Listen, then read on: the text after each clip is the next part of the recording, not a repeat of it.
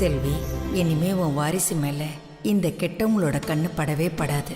இதுதான் வழி, இதுதான் ஆண்டவனுடைய செயல். மாயாவை இந்த குடும்பம் பார்த்துக்கும், உன்னை நான் பார்த்துக்குவேன்.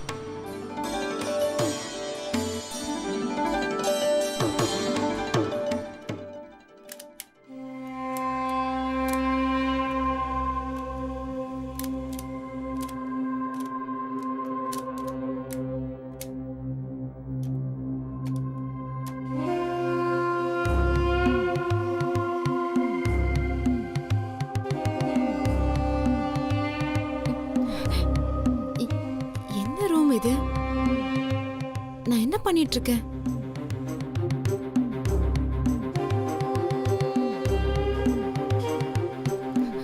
சந்தோஷ்,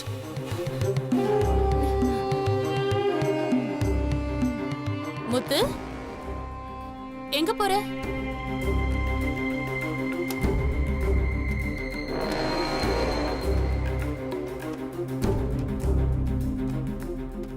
பரவாயில்லையே முத்து, 4 நாள் இது கூடயே உட்கார்ந்திருந்த, 5வது நாள் ஒண்ணு சேர்த்துட்டு. லூசா இருந்தாலும் பிரில்லியன்ட் தாண்டி நீ. முத்து, நீதான் என்னோட சொத்து. முத்து, என்ன முழிக்கிற? உனக்கு இனி ஞாபகமே திரும்பி வந்தாலும் ஞாபகம் இல்லாத மாதிரியே நடி. உன்னை சுத்தி நடக்கிற துரோகத்தை உன் கண்ணு முன்னாடியே பாரு. எவ்வளவு கோவம் வந்தாலும் அடக்கிக்கோ. உனக்கு ஒரு விஷயம் தெரியுமா? இன்னைக்கு நான் பிரியாணி செஞ்சு நெய்யிலேயே ஸ்வீட் செய்ய போறேன். ஏன் தெரியுமா? மாயா கர்ப்பமா இருக்கா.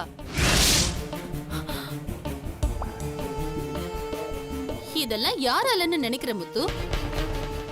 என்னால. மாயா கர்ப்பமா இருக்கிறது அந்த கண்ணம்மாவோட லேகியத்தாலேயோ அந்த மாயாவோட திறமையாலேயோ இல்ல. நான் சமைச்சு கொடுத்த முருங்கக்காய், பொமோகிரானேட் ஜூஸ்னு பல வகையான ஐட்டம்னாலதான். ஆனா பேரெல்லாம் அந்த அம்மாவுக்கு. முதல்ல ஒன்ன பைத்தியமாக்குனா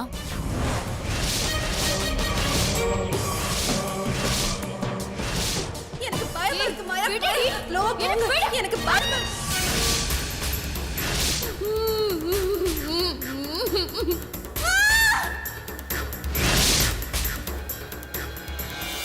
அப்புறம் ஒன்ன வேலைக்காரியாக்குனா இனிமே நான் தான் செல்வி. அப்போ செல்வி இந்த வீட்டோட வேலைக்காரி. இப்போ ஒன்ன அடிமையாக்கி முத்துன்னு பேரை வேற மாத்திட்டா.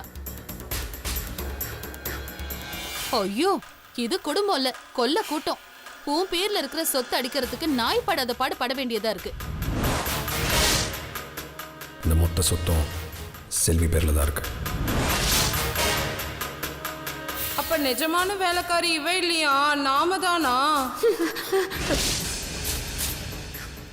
ஆனா இதெல்லாம் உன் புருஷனோட தப்பு தான். லூசா இருக்கிற உன் பேர்ல எல்லா சொத்தையும் எழுதி வச்சிருக்கான். அவன் கண்ணு தெரியாதவனா இல்ல அறிவே இல்லாதவனா? சொத்தை எழுதுறதுக்கு ஒரு பிளானு, உன்கிட்ட கையெழுத்து வாங்கறதுக்கு ஒரு பிளானு, அறிவை காட்டுறதுக்கு ஒரு பிளானு. பா, சரியான தலைவலி. நிஜமாவே உன்கிட்ட ஒண்ணு சொல்லவா?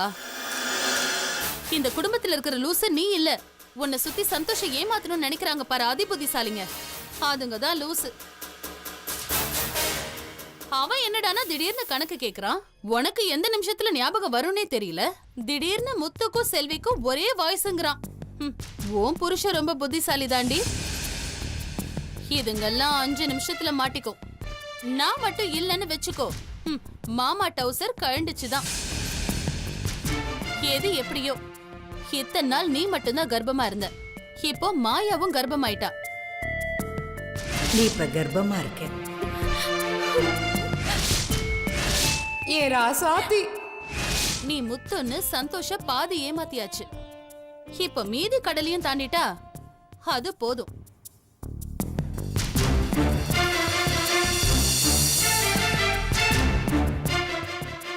சரி முத்து, மாயா ரூம் பக்கம் போயிடவே போயிடாத. அவ ரொம்ப சந்தோஷமா இருக்கா. உன்னை பார்த்தா மூட் அவுட் ஆகி உன்னை கொன்னே போட்டுருவா.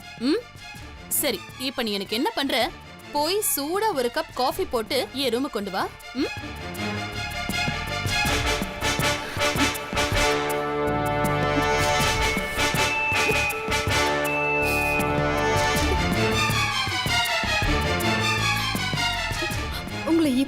ஏமாத்திருக்காங்களே சந்தோஷ். நீங்க எங்க இருக்கீங்க சந்தோஷ்?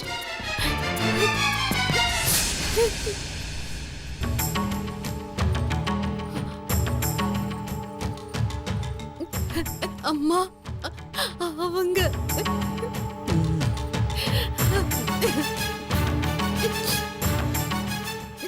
அம்மா எனக்கு எல்லாம் தெரிஞ்சிருச்சும்மா. சந்தியா எல்லா விஷயத்தையும் சொன்னா. என் பேரை முத்துன்னு மாத்தி இருக்காங்களாம். என்ன வேலைக்காரியாக்கி சந்தோஷ நம்ப வச்சிருக்காங்க அம்மா. செல்வி, அழாத. அம்மா மாயாவும் உண்டாயிருக்காள அம்மா. என்னம்மா நடக்குது இந்த வீட்டுல? ஐயோ கடவுளே, எனக்கு ஞாபக சக்தி வந்ததுக்கு வராமல இருந்திருக்கலாமே. இதெல்லாம் எனக்கு தெரியணுமா? ஐயோ நான் என்ன பண்ணுவேன்? செல்வி, அழாதம்மா. உன் ஆவேசம் எனக்கு புரியுது செல்வி. உன் கோவம் எனக்கு புரியுது. நீ வாக்கப்பட்டு வந்த இடம் சாதாரண குடும்பம் இல்ல, பணக்கார சக்தி வாய்ந்த குடும்பம்.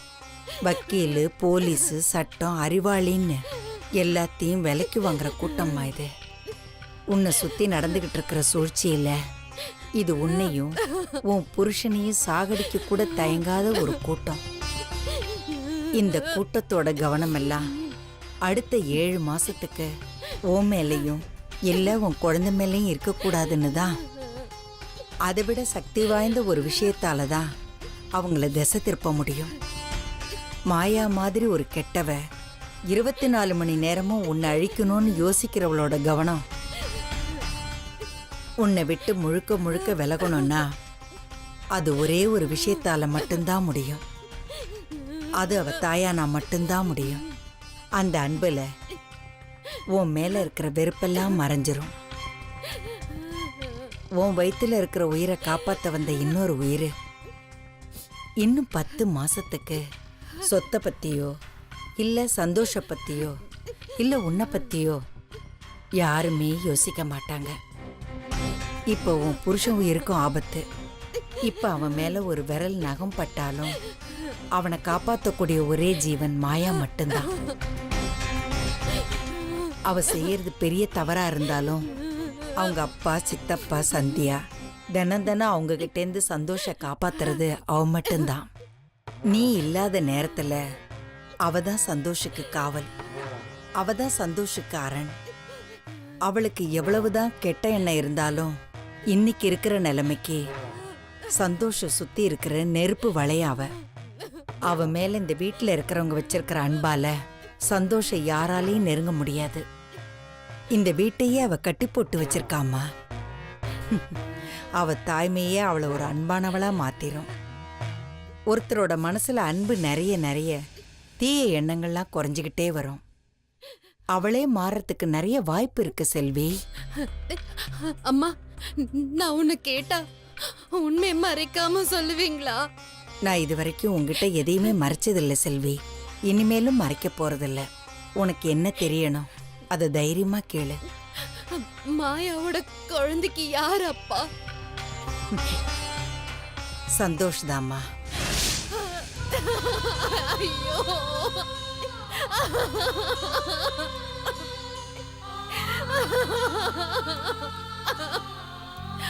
ஐயோ எல்லாம் அந்த ஆண்டவனுடைய செயல். இதுல யாரையுமே குத்தம் சொல்ல முடியாது. எல்லாமே நல்லதுக்கு தாம்மா. இல்லம்மா, என்னால தாங்க முடியல. சந்தோஷ் என்ன தவிர வேற எந்த பொண்ணையும் ஏறெடுத்து பார்த்தது கிடையாது. அவரு போய் இப்படி ஏமாத்திருக்காங்களே. எங்க 2 பேரையும் பிரிச்சுட்டாங்க அம்மா. எங்க குடும்பத்தையே கலைச்சிட்டாங்க. ஐயோ செல்வி, அழாதம்மா. இல்லம்மா, நான் இதை சும்மா விட மாட்டேன்.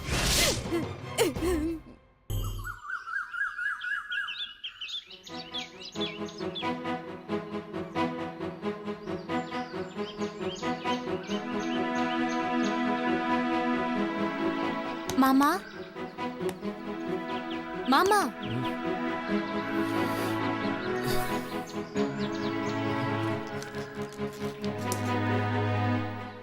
மாமா இந்தாங்க காஃபி. என்னடா இது காலையிலே குளிச்சுட்டு காஃபியெல்லாம் எடுத்து கொண்டு வந்து கொடுக்குறா? ஒருவேளை மனசு மாறிட்டாலோ? நாமளே இறங்கி வந்துட்டோம், அதனால இவளும் இறங்கி வந்துட்டா போல. இந்தாங்க மாமா.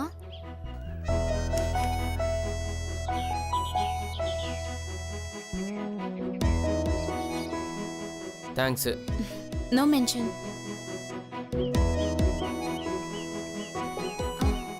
சக்கரை எல்லாம் கரெக்டா இருக்கா? இந்த மாதிரி நீ எப்பவுமே சிரிச்சுனே இருந்தா நீ சர்க்கரையும் போடாமல் கொடுத்தாலும் நான் குடிச்சிடுவேன். நீ எப்பவுமே எப்படியே இருந்திருக்கையில சந்தோஷமா இருக்கும். உன்னை இப்படி பார்த்து எத்தனை நாள் ஆச்சு? என்ன கரெக்டா இருக்கா? ம். நான் ரெடி ஆயிட்டேன். நீங்களும் ரெடி ஆயிட்டு என்ன கொஞ்சம் ஆட்டோல டிராப் பண்ணிடுறீங்களா?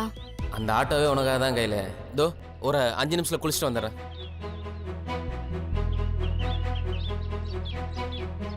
பரவாயில்ல, பொறுமையா குடிங்க. பாத்து பாத்து பொறுமை பொறுமை மாப்பிள பாத்து. இந்தாலா என்ன மாப்பிள காப்பியை உலகத்துல கிடைக்காத மாதிரி குடிக்கிறீங்க? கருமண்டா, இவ்வளோ நேரம் இந்த ஆளை தான் நம்ம கையில் நினச்சி கற்பனை பண்ணிட்டு இருந்தோமோ. சே, ஏன் மாப்பிள ஒரு காப்பிக்காக இவ்வளோ பெரிய போராட்டம் தேவையா மாப்பிள? என்ன மாமா சொல்கிறீங்க? என்னையெல்லாம் என் பொண்டாட்டி விட்டுட்டு போயிருந்தான்னு வைங்க, டெல்லிக்கோ கன்னியாகுமரிக்கோ ஏன் பாரினிக்கே கூட விட்டா போதுமுடா சாமின்னு ஓடி போயிருப்பான் மாப்பிள. நீங்கள் என்ன பேசுகிறீங்கன்னு எனக்கு ஒன்றுமே புரிய மாட்டேங்க மாமா. மாப்பிள புரியாது உங்க வயசு, எல்லாம் தெரிஞ்சது என் வயசு. இங்க பாருங்க, பொண்டாட்டி விட்டுட்டு போயிட்டான்னா பிடிச்ச சினிமாவை பார்த்துட்டு சரக்கு அடிச்சுட்டு ஜாலியா இருக்காம இப்படி வந்து நீயே சரண்டர் ஆயிட்டியா மாப்பிள? மாமா கையில் உங்கள் பொண்ணு மாமா, நீங்களே எப்படி பேசுகிறீங்க? நியாயத்தை பேசுற மாப்பிள. புருஷங்கிறவன் ஒரு கௌரவமான அடிமை. பெண் சுதந்திரத்துக்காக பாரதியார் போராடினாரு, நம்ம சுதந்திரத்துக்காக யாருமே போராடல. ஏன் குடும்பம்னா சண்டை சச்சரவுன்னு 1008 இருக்கும். புருஷக்காரன் கோவத்துல ஒரு அடி அடிச்சுட்டா அதுக்குன்னு கோவிச்சுக்கிட்டு ஆத்தாக்காரி வீட்டுக்கு ஓடி வந்துடுறதா? தபார் மாப்பிள, நான் ஒரு நேர்மையான போலீஸ்காரன். நான் எப்பவுமே நியாயத்தை மட்டும் தான் பேசுவேன். ஏமாமா இந்த நாயத்தை அக்காட்ட கையில்கிட்ட எப்போ சொல்லிருக்கலாம்ல, என்கிட்ட வந்து சொல்லிட்டு இருக்க? அந்த தப்பை மட்டும் நான் செய்ய மாட்டேன் மாப்பிள. அவளுக்கு 2 பேரும் ஒரு மார்க்கமா அலையிறாளுங்க மாப்பிள, அதை நீ தான் பேசணும். என் பொண்ணு உங்ககிட்ட தானே தாலியை கழட்டி கொடுத்தா? நீ யாரு எவ்வளவு நல்லவன்னு அவ சீக்கிரமே தெரிஞ்சுக்கிட்டு புரிஞ்சுக்கிட்டு அவளே வந்து உங்ககிட்ட மன்னிப்பிக்கா பாப்பாரு. மாமா இதெல்லாம் நடக்குமா? என்ன மாப்பிள இப்படி கேட்ட? உன்ன மாதிரி தான் நானும் 20 வருஷத்துக்கு முன்னாடி என் பொண்டாட்டிய கண்ணத்துல பலார் நடிச்சிட்டேன். யார? அக்காவியா? ஆனா நீங்க ஒன்னும் பிரியலையே மாமா. அவதான் என்னை உடனே திருப்பி அடிச்சிட்டாளே. அன்னையில இருந்து நான் அவகிட்ட கோவப்படுறதே இல்லை மாப்பிள. அப்படி பார்க்காத மாப்பிள, அதுதான் எங்களுக்குள்ள இருக்க ஒரு அண்டர்ஸ்டாண்டிங்கே.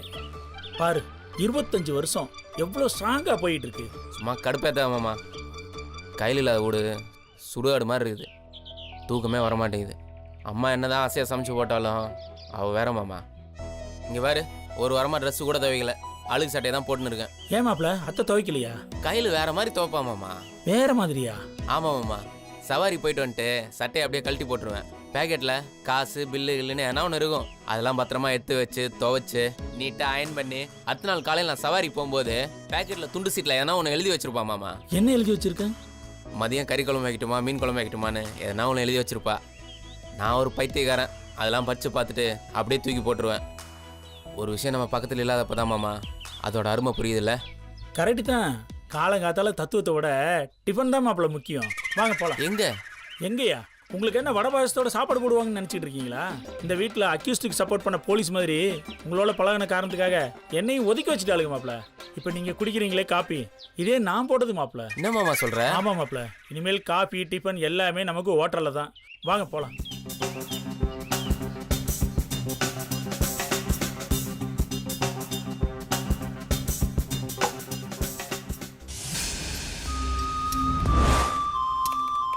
ஓகே சார், இதோ இப்போ அனுப்பிடுறேன் சார். இன்னும் 2 மினிட்ஸ்ல உங்க மெயிலுக்கு வந்துடும். Yes sir, thank you.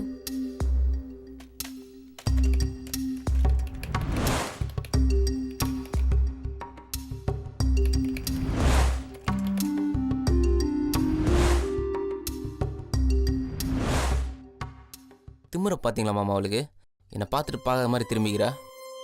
ஏய் உனக்கு என்னடி வேணும்? சப்பாத்திக்கு உருளைக்கிழங்கு செய்வா இல்ல வடக்கறி செய்வா? உனக்கு என்ன வேணும் சொல்லு. மா கொஞ்ச நேரம் சும்மா இருமா. பாத்தீங்களா மாப்பிள, நமக்கு இது இல்லைன்னு சொல்லிட்டு இவளுக்கு கட்டுன்னு கட்டுறாளுங்க மாப்பிள. அதுலயும் என் பொண்டாட்டி இருக்கா பாருங்க, அவ சாப்பிட்டதுக்கு அப்புறம் மிச்சம் மீதி எல்லாத்தையும் எடுத்து ஒளிச்சு வச்சிருவா மாப்பிள. அப்போ அது வேஸ்ட் ஆயிடாது மாமா. அப்புறம் எல்லாத்தையும் எடுத்து நாய்க்கு போட்டுருவா மாப்பிள. உன் கதை என்ன விட பாவமா இருக்குதே மாமா. ஏய் கேட்டு இருக்கிற அப்புறம் மணி ஆயிடுச்சுன்னு தயா தகன்னு குதிச்சுன்னு கிடப்ப சாப்பிடாம போவ என்ன உனக்கு சொல்ல. ஏய் சொல்லடி என்ன செய்யட்டும். மா எனக்கு எதுவும் வேணாம்மா, ஒரு கப் காஃபி மட்டும் கொடு. ஏன் மாப்பிள, இவ மனசு என்ன இரும்பா இல்ல கல்லா? இங்க 2 ஜீவனுக்கு பட்னியா கிடக்குறோம், கொஞ்சமாவது ஃபீல் பண்றாளுங்களா பாத்தியா மாப்பிள? கவலைப்படாத மாமா, என்னைக்கா ஒரு நாள் உனக்கு இந்த வீட்டில் சோறு கிடைக்கும். அப்ப மரியாதை அது சந்தேகம் தான். ஏய் இந்தாடி காப்பி குடி பாத்து. ம்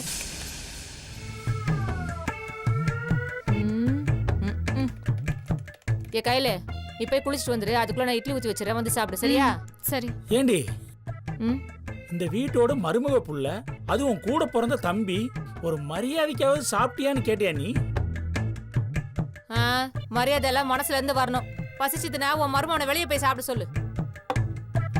அக்கா நான் ஒன்றும் வீட்டுக்கு சாப்பிட்றதுக்காக வரல, எனக்கு 1000 வேலை இருக்குது. மாமா ஒரு 5 நிமிஷம் இருங்க, நான் போய் குளிச்சுட்டு வந்துடுறேன், நம்ம கிளம்பலாம். என்னது குளிக்க போதா? மா நான் ஆபீஸ் கிளம்பணுமா, ஒரு 10 நிமிஷம் வெயிட் பண்ண சொல்லு. அதான் சொல்றல ஆபீஸ்க்கு நேரம் ஆகுதுன்னு, 10 நிமிஷம் வெயிட் பண்ண சொல்லுங்க. நாங்கள் மட்டும் ஆட்டோவில் போய் தூங்க போகிறோம், அவ்வளோ ஒரு 5 நிமிஷம் வெயிட் பண்ண சொல்லுங்க மாமா, எனக்கு ரெகுலர் சவாரிலாம் இருக்குது. ஏமா கையில நீயாவது ஒரு 5 நிமிஷம் பொறுத்துக்கமா. சும்மா இருங்கப்பா, நான் லேட்டா போனா எனக்கு தான் பிரச்சனை ஆயிடும். ஹெச்ஆர் மேனேஜர்ல இருந்து டீம் லீடர் வரைக்கும் எல்லாரும் என்னதான் திட்டுவாங்க. நாங்க பண்றது டீம் ஒர்க்பா. நான் கொஞ்சம் லேட்டா போனாலும் அது இன்னும் 10 பேரை பாதிக்கும். நானும் சரியான டயத்துக்கு போலேன்னா 10 ஸ்கூல் பிள்ளைய ஸ்கூலுக்கு போவாது. வாத்தியாருக்கு ஆஃபீஸ் போகிறவங்களாம் நம்ம ரெகுலர் சவாரி, என்னமோ ஊர் உலகத்துல இவங்க தான் வேலைக்கு போகிற மாதிரி. மா இன்னைக்கு நான் லேட்டா போனா எனக்கு லாஸ் ஆஃப் பே. இன்னைக்கு மட்டும் 2000 ரூபாய் நஷ்டமாகும். இது ஐடி ஆட்டோ ஸ்டாண்ட் இல்ல. அந்த மரமண்டைக்கு புரியுற மாதிரி நல்லா எடுத்து சொல்லுமா. என்னது மரமண்டையா? மாமா இன்னும் 10 நிமிஷம் ஆகும்னு அவட்ட சொல்லுங்க, நான் வந்துடுறேன். வரேன் மாமா, 5 நிமிஷம் ஆஃபீஸ் லேட்டா போனா சொல்லியா? பாருமா என்னமா பண்றது? வரேன் மாமா, இருங்க. டேய் வெளிய வாடா, மணி ஆகுதுடா அவளுக்கு. முதல்ல வெளியில வர சொல்லுமா, எனக்கு டைம் ஆச்சு. டேய் முட்டா பையல, அறிவு கட்டவனே, ஆட்டோக்கார பையல. ஐயோ காலங்காதல இப்படி உயிர் வாங்குறானடி இவன். ஏய் அடி கையில மாப்பிள இல்ல உண்டால தான் சப்பட பண்ற. மாமா நான் மாப்பிள எப்படியாவது நான் வர வச்சிரேன் மாமா.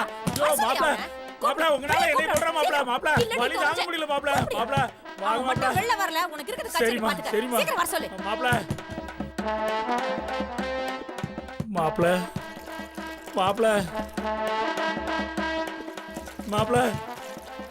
மாப்பிள சீக்கிரம் வா மாப்பிள.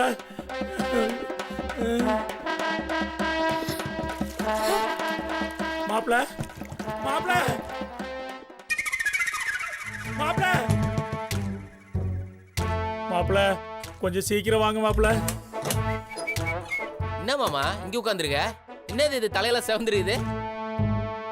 என்ன மாப்பிள ஒண்ணும் தெரியாத மாதிரி கேக்குற? என்ன மாமா என்னாச்சு, என்ன பிரச்சனையா? என்ன இந்த வீட்ல ஆம்பளை ஜெயிக்கிறது ரொம்ப கஷ்டம் மாப்பிள. வாங்க போலாம். தள்ளுங்க.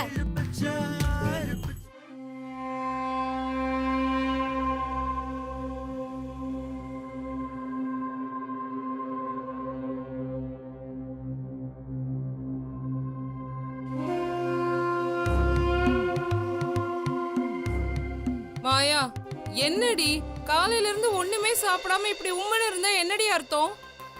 என்ன மாயா, அம்மா கேக்குறாங்களே, ஏதாச்சும் சொல்லு. என்ன மாயா? செல்வி ஏன் அப்படி நேத்து நடந்துக்கிட்டான்னு எனக்கு இன்னும் கூட புரியல. அவளுக்கு ஞாபகம் வரும்போதெல்லாம் அவ அப்படி நடந்துக்கிறது வழக்கம் தானே? இல்ல, அவகிட்ட யாரோ இங்க நடக்கிற எல்லாத்தையும் ஒண்ணு விடாம சொல்லிருக்காங்க. அதுவும் அவ சுய நினைவோட இருக்கும்போது. ஏய் யாரடி அவகிட்ட போய் இதெல்லாம் சொல்லிருப்பா? வேற யாரு? அந்த மூலிகை மாமி தான் போட்டு கொடுத்திருப்பாங்க. இந்த வீட்ல யார நம்புறது, யார நம்ப கூடாதுன்னே தெரியல. யாரோ எனக்கு நல்லது செய்யற மாதிரியே எனக்கு துரோகம் செய்றாங்க. நேத்து நடந்ததை இப்ப நினைச்சாலும் எனக்கு அடி வயிறே கலங்குது.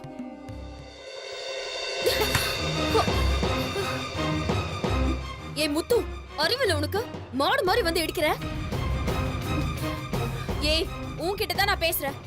வேலைக்காரினா வேலைக்காரி மாதிரி நடந்துக்கோ. முதலாளி அம்மாவை இடிச்சா என்ன பண்ணுவ? ஏய் என்னடி ஊமை மாதிரி நிக்கிற? மன்னிச்சுக்கோங்கம்மா, இனிமேல் இப்படி பண்ண மாட்டேன்னு கை எடுத்து கும்பிடுறி. என்னடி பாக்குற? கும்பிடுறி. கும்பிடுறீனோ?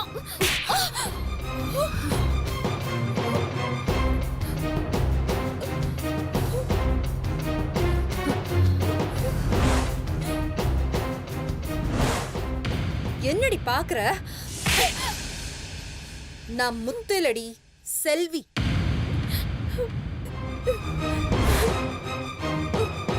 சந்தோஷ் கிட்ட பேசிட்டு வரேன். உனக்கு இருக்குடி. சந்தோஷ், சந்தோஷ், சந்தோஷ், கதவை தரங்க. சந்தோஷ், சந்தோஷ், நான் செல்வி. கதவு தரங்க. சந்தோஷ், சந்தோஷ், கதவு தரங்க. சந்தோஷ், சந்தோஷ், ஏய் என்னடி ஆச்சு? சந்தோஷ், கதவு தரங்க. சந்தோஷ், சந்தோஷ், கதவு தரங்க. சந்தோஷ், நான் செல்வி வந்திருக்கேன். கதவு தரங்க. சந்தோஷ், என்னடி